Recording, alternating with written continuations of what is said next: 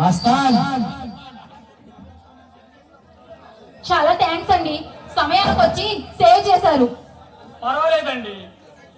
ఈ పుణ్యభూమిలో పుట్టిన ప్రతి ఒక్కరికి ఆపదలో ఉన్నది అన్నదాత అయినా ఆడపిల్ల అయినా కాపాడుకోవాల్సిన బాధ్యత మనకి ఎంతైనా ఉంది.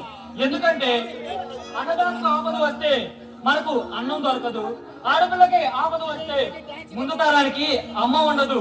ఇది ప్రతి ఒక్కరు గుర్తు పెట్టుకోవాల్సిన నగ్న సత్యం. మీరు చాలా మంచివారండి.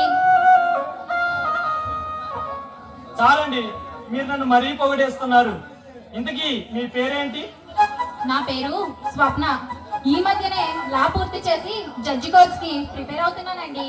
వావ్, మీరు చాలా గ్రేట్ అండి. ఇంత చిన్న వయసులోనే అంత పెద్ద సాహసం చేస్తున్నారంటే మీరు మామూలు వాళ్ళు కాదండి. మేధస్సుకి వయసుతో సంబంధం ఏంటండి? కరెక్ట్ గా చెప్పారు స్వప్న గారు.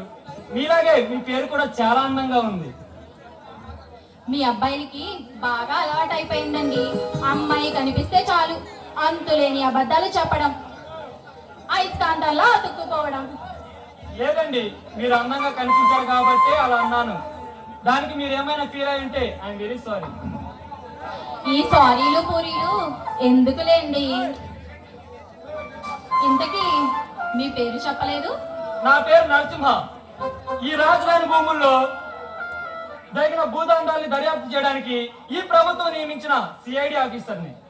అంటే కొత్తగా వచ్చిన సిఐడి ఆఫీసర్ మీరే అన్నమాట. అవునండి. ఈ పేద ప్రజల్ని అన్యాయం చేయాలని చూసిన వాడు కోట్లకు పరిగెత్తిన కోటీశ్వరుడైనా, రాజకీయ రంగంలో రారాజైనా నరసింహ ఎవరిని వదిలిపెట్టాడు. సరే నరసింహ గారు, ఇక నేను వెళ్ళొస్తాను. అలాగేనండి. స్వప్న, నేను చూసిన తొలి చూపులోనే నాలో తొలి ప్రేమ మొదలైంది. ఆ ప్రేమ పెళ్లిగా మారాలని కోరుకుంటున్నాను. I love you Swapna.